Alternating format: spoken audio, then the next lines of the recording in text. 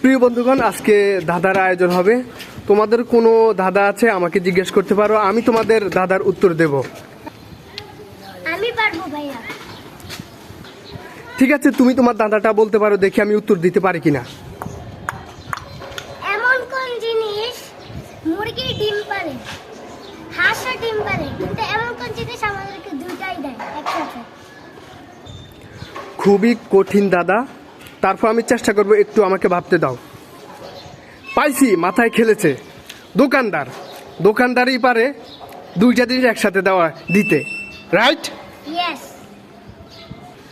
ইনশাল্লাহ আমি পেরেছি, ধন্যবাদ।